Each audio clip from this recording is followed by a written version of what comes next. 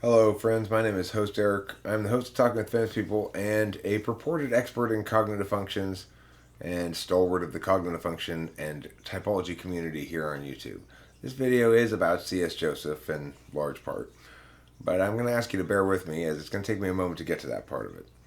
I've got this thing organized here on the notepad, the old notepad, so we'll move through it as quickly as we can and hopefully keep you engaged in the topic.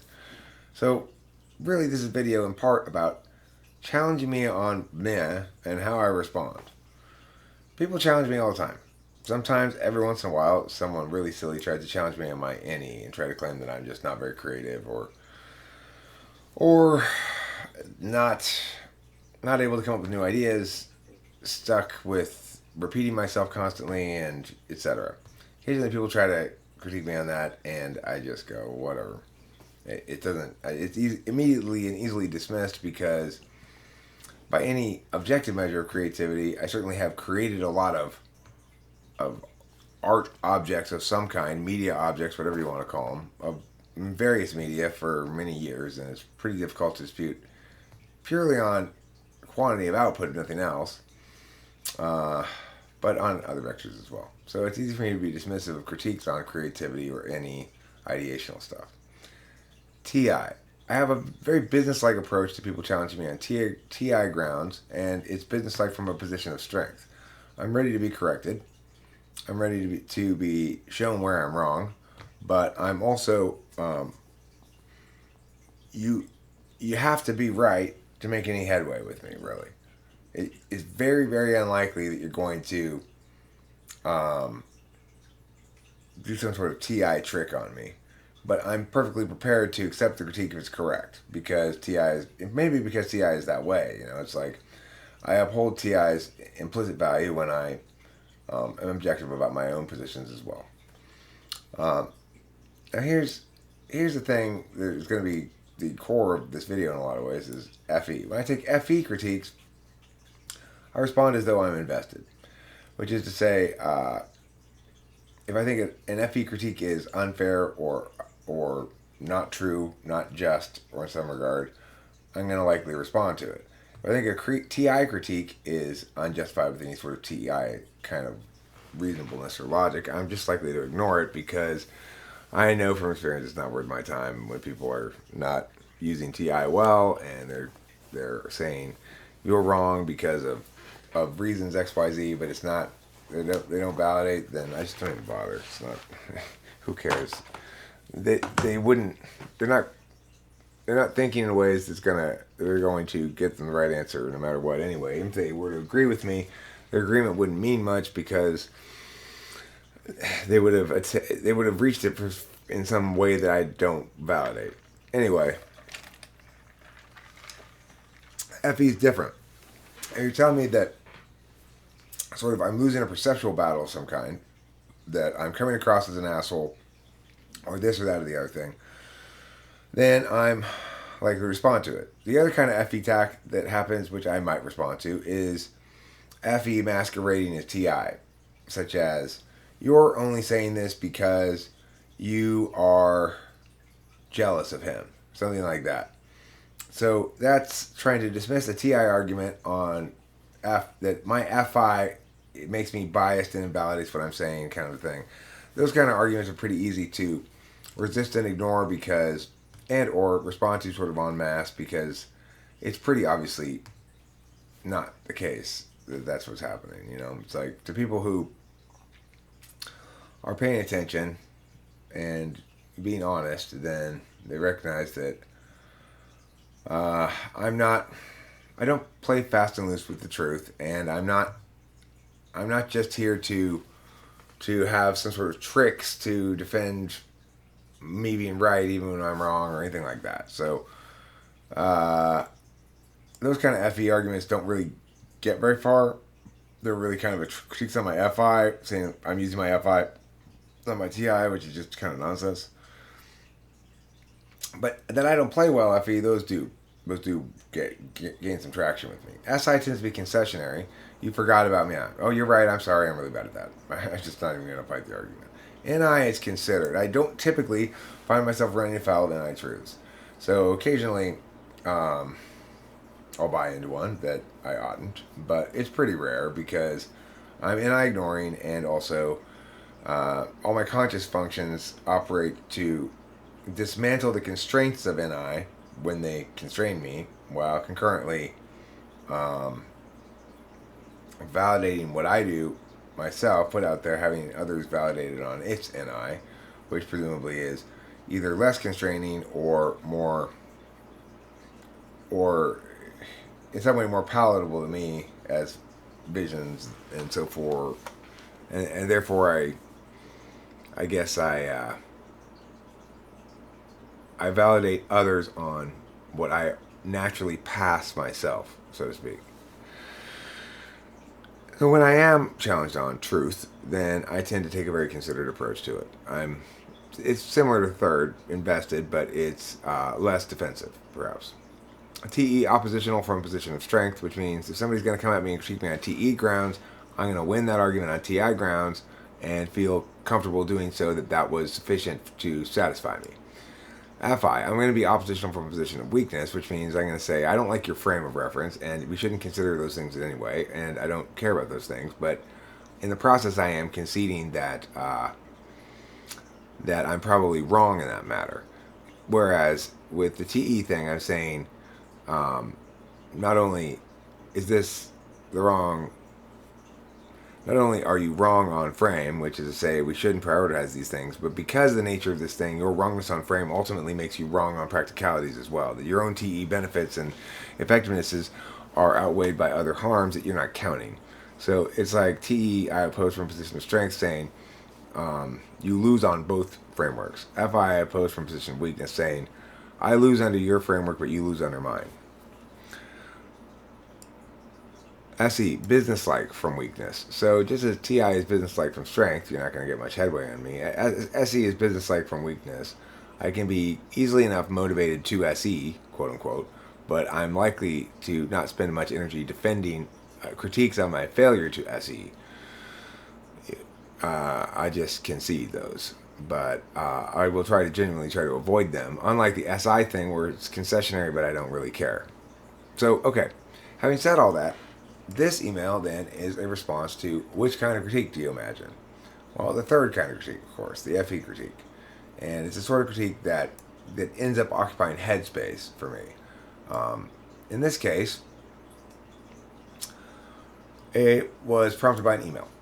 So, angle of communication. People try to communicate with me all the time by email or whatever, and most of them I don't respond to at all, just because, not because I don't want to, but because I'm lazy and I'm not sure I want to get into it or whatever, you know. People approach me with varying degrees of challenge or affirmation, and I guess the kind of email that's going to get me most likely to get some sort of response to me, if you were to try to construct it from a third party's perspective, would be one that has a certain amount of challenge threaded in with a certain amount of affirmation or FE, positioning yourself as my ally or whatever. The fact is, that end of things is not really particularly determinate for me. I'm not very moved by the affirmation either way, but I am, not that I don't appreciate it, but rather that it's not in and of itself likely to get me to respond to you, and challenge may be able to get me to respond to you without any affirmation at all, maybe even more likely to, depending on how successful you are at provoking me to respond. But what I've noted is that the kinds of communicative challenges that I face that occupy headspace are the ones that are FE challenges. And the ones that make me mad and make me want to respond are FE challenges.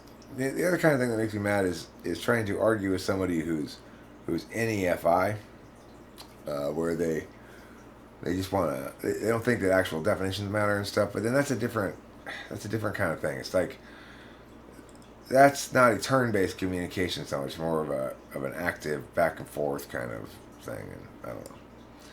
All right, so FE&I critiques tend to get you somewhere if you want to provoke some kind of response from me, and which brings me to the C.S. Joseph question. So, Jeff Shaw, who is somebody who came into the community with a bang fairly recently, about whom there's a fair amount of speculation. Some people say he's not a distinct individual called Jeff Shaw, but is in fact an alter ego of somebody we already know from around the channel. My position on it is he's Jeff Shaw. He's a distinct individual. I have reasons to believe so, associated with the fact that his sudden arrival with scatter, like carpet bombing the comments with this sort of like was very strongly suggestive of somebody who genuinely was a new arrival encountering something and making some early mistakes that people are going to make when they're intuitives. Of course, Jeff Shaw was also on probably his own vectors rather successful because he did eventually provoke from me some response. After emailing me a bunch of times, I was annoyed at him one evening and I wrote him a long email and he burned me on it. He's like, to TLDR, basically.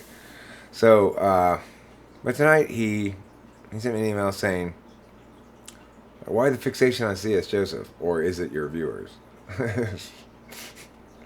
Fucker. It's like, this is INF. I don't know what type this guy is, by the way. I have no idea what type he is. I'm not making any claims there about, okay? But that kind of shit is textbook NIFE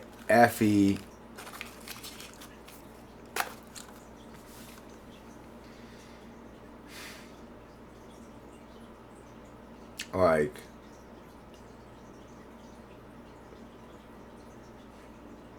I want to call it subtext rape. that's a term that comes to mind. You're subtext raping me, Jeff Shaw. I'm sorry to tell you that, but you are. And that's not very nice, because it's like, no matter how much this guy wants to try to position things as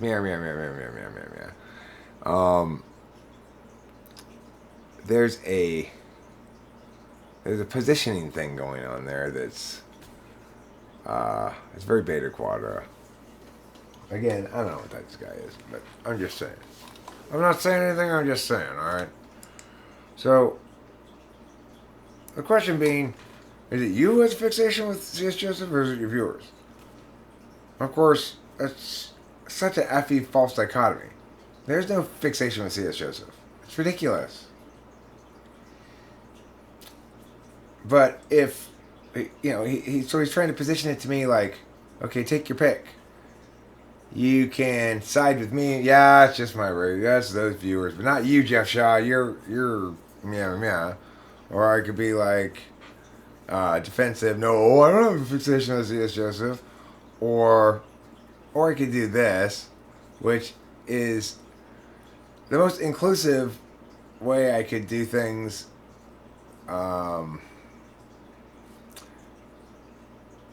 In a way that's not concessionary, I guess, inherently. That's what I mean by I feel subtextually raped.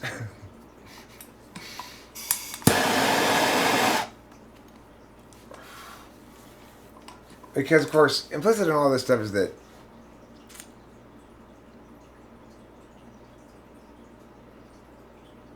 there's no bidirectionality of knowing and meaning making, that it's fundamentally unidirectional. The knower informing the non-knower or something, and of course that's ridiculous.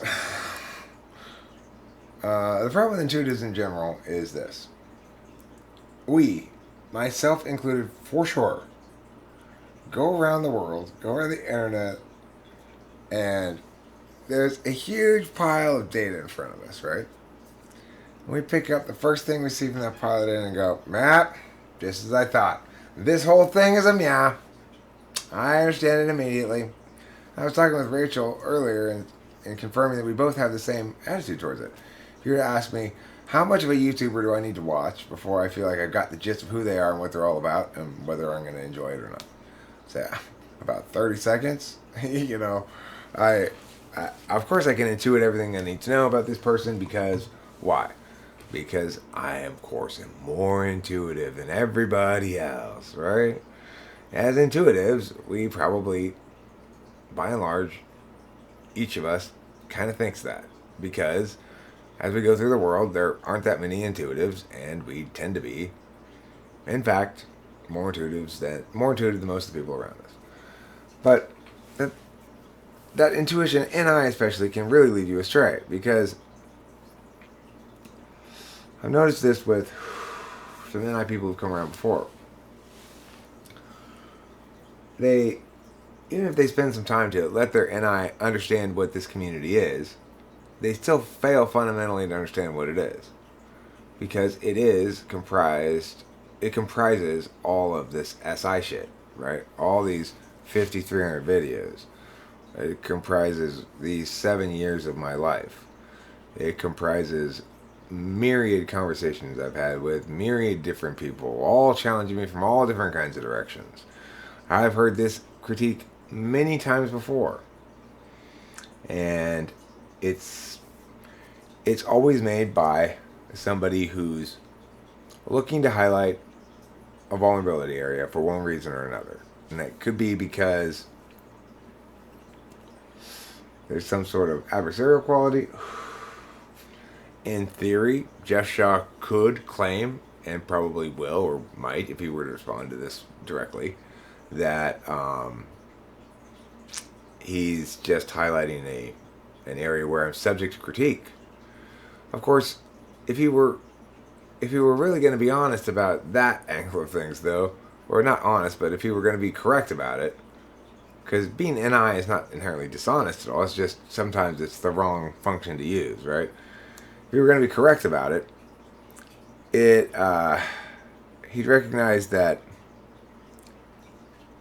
you could make the claim that I'm obsessed about 500 different things by normal people standards. So normally, if a person makes 10 videos about one subject, they're kind of obsessed with it. Because normally they have 20 videos total.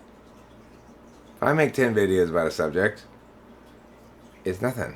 I've made, I cover a lot of subjects lots of times. I cover the issue of what comprises truth many, many times. Does it mean I'm obsessed with epistemology? No. I've covered the topic of politics, many issues in politics, from carbon emissions to abortion to the legitimacy of federal environmental regulation to everything under the sun, many, many times. Am I obsessed with any of those things? No. Am I genuinely a person who is engaged meaningfully in lots and lots of different topics about lots and lots of different things? Of course, yeah, I am. Any reasonable, accurate assessment of the data tells you that. But what do intuitives not look to determine what's the case? They don't look to the data. They look to their intuition. In some sense, it gives me as an ENTP an advantage as an SI user in the fourth slot because I make the foolish decision every time to extrapolate from my own personal experience and try to form general rules from my own personal experience. However, I'm blessed in that my function stack is such that it will only allow those things to be validated as universal rules if they pass TI scrutiny and NI scrutiny and so forth. But they still emerge from a reality, emerge from experience that is that to some extent, because I'm an intuitive who's using SI, I inherently recognize the limitations in knowing by a SI. It's my fourth slot function. I'm not by nature a knower, so I withhold judgment a lot. And when I do render judgment, it's typically well considered. But for people who rely more on their intuition, if they're intuiting about me from any given piece of data, it's much less likely to be meaningfully. You're only going to be able to intuit so much from that piece of data, much less perhaps than you can about a type that's less expansive in their ontology than an ENTP. So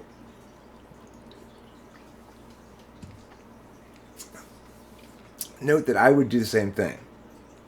I come across somebody's video, I see them ranting about how they don't like me as, and I go, oh, this guy's a dick who makes videos about how this type or that type or the other type is shitty, and that's what he does. In reality, of course, I don't know. I should watch a lot of his videos and find out what in general he's about rather than just jumping to conclusions. But I'm an intuitive, so I jump to conclusions. How it manifests with TWFP, people jump to conclusions about me all the time. New people especially. They jump to conclusions about what kind of arguments I'm going to make. They jump to conclusions about what positions I must hold. They jump to conclusions about how I'm motivated, what my feelings are, whether I'm... People are always telling me what my emotions are for some reason. I have no idea why, because it's not relevant, but of course, I guess the reason is they're trying one of those angles of attack, and it's not an effective one. So FI, oppositional from a position of weakness, means I'm not going to claim to win under your frame, but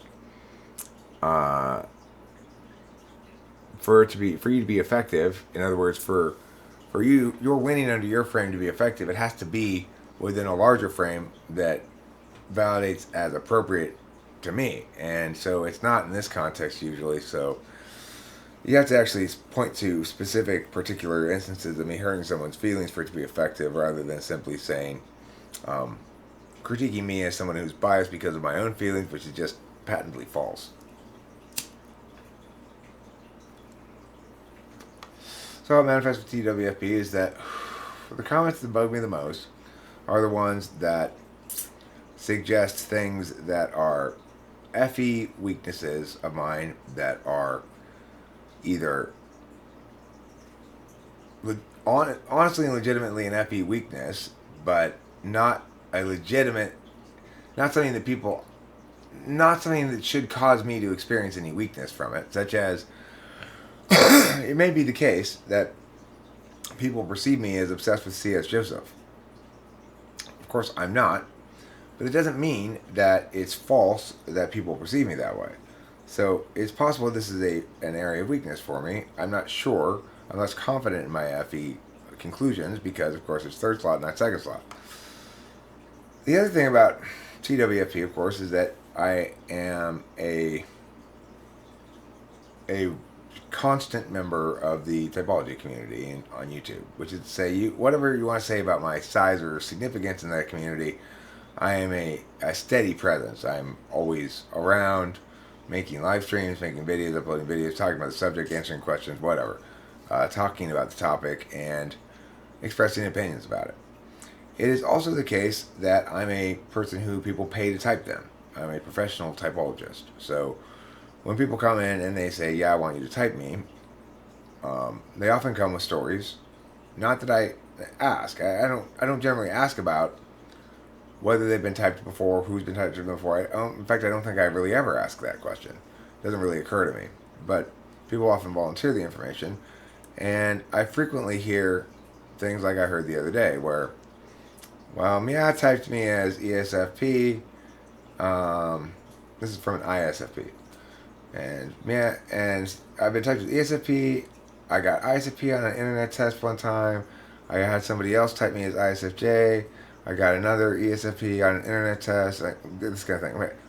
And I'm like, well, ESFP is not a terrible mistyping. ISFP is your actual type, but whoever typed you as ISFJ is just silly. She says, I remember the name. It's C.S. Joseph.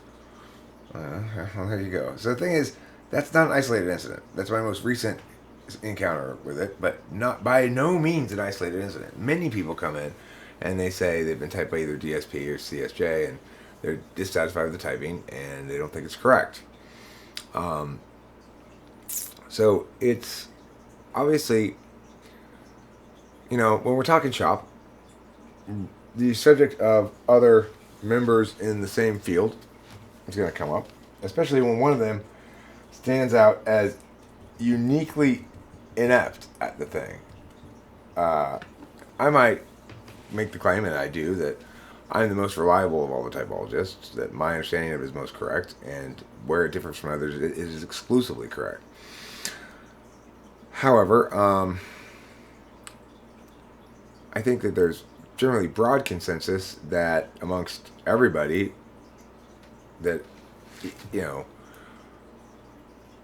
let's say, Megan Lavoda or Eric Thor or whoever else is, cognitive personality theory guy or whatever, I suspect that they would, by and large, all tell you, well, the one person who's just way out of whack, well, they're going to have two answers. They're going to have DSP or CSJ. DSP because it's got this crazy 512 subtype system that's completely unwarranted by anything.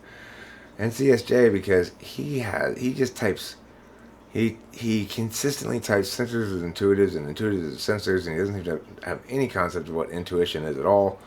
His definitions of things are crazy. His type grid, he claims to be able to type people in like 30 seconds or whatever, and yet he charges a shit ton of money for a typing session, so what's the deal with that?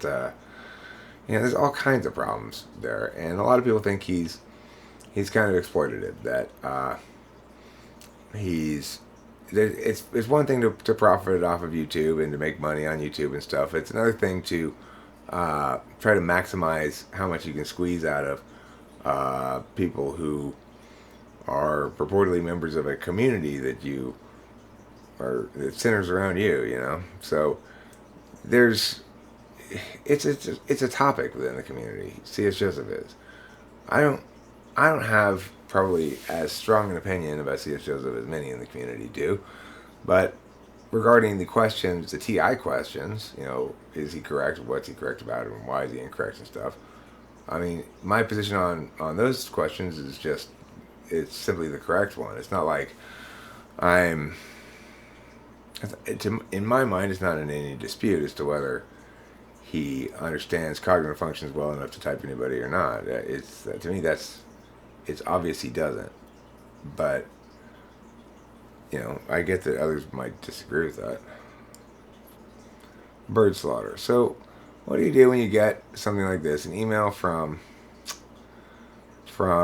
Jeff Shaw that is indicative of a flaw of introverted intuition, jumping to conclusions without looking at the pile of data, without thinking about the actual massive amount of hours and time and days and minutes spent making YouTube videos about all different kinds of topics, to generalize from, he's a new arrival, and he generalized from the fact that topics comes up periodically, that there's fixation on C.S. Joseph. It's like he definitely comprises like the black sheep of the family, so to speak. Like, for most people who take typology seriously, they find it problematic to some extent that he's spreading a lot of either disinformation or misinformation, depending on whether he knows he's doing it or not. So, how do I respond to this in a way that both validates for me, namely that I'm not just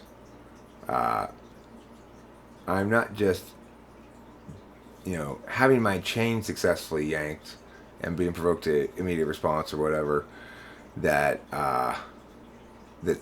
concedes the overall frame.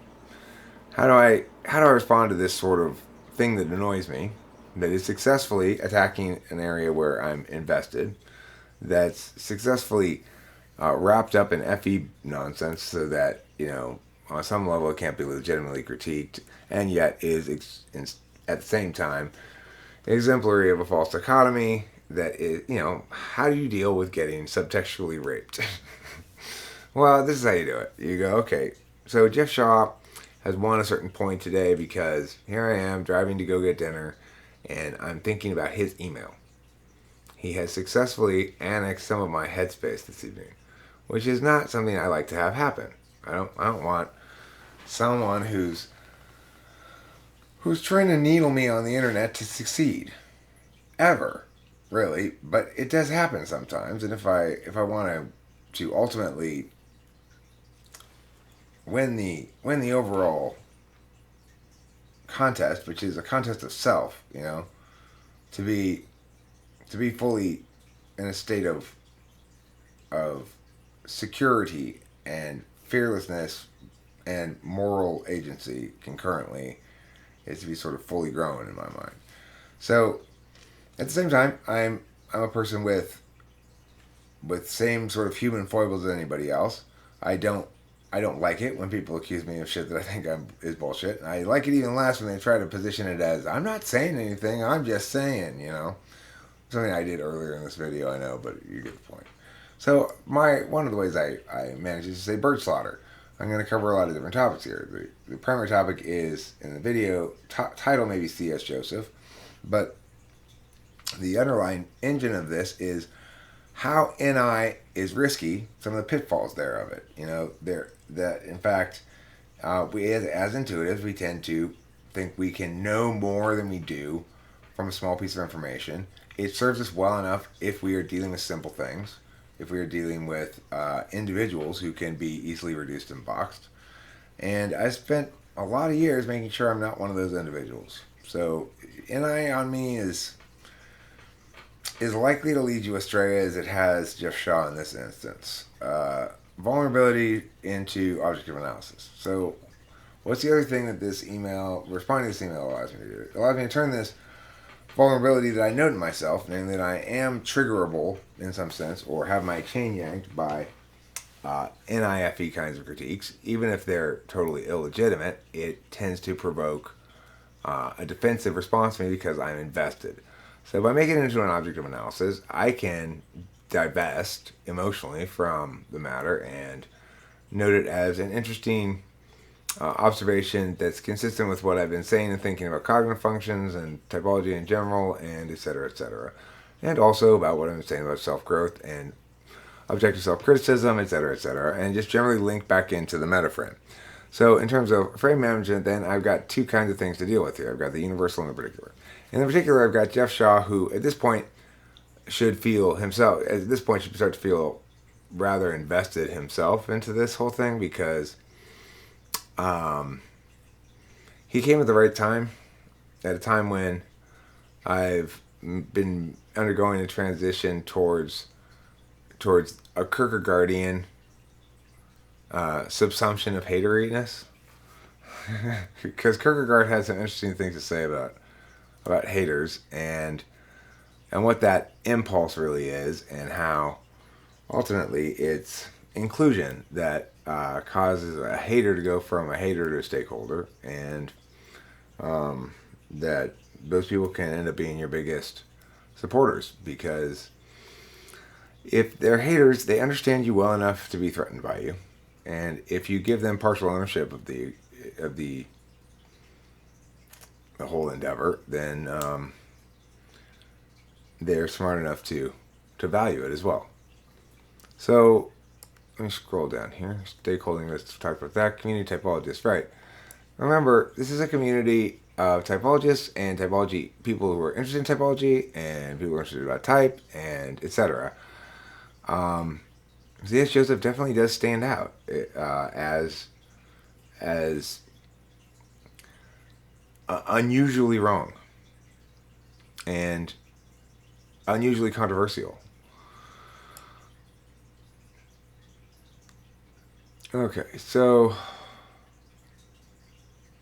I went over all this frame management stuff a second ago. Basically, this is one way that I make sure that my headspace is no longer annexed, and that I think that equilibrium has been restored to the flow, which is, I don't like to think that there are standing arguments that are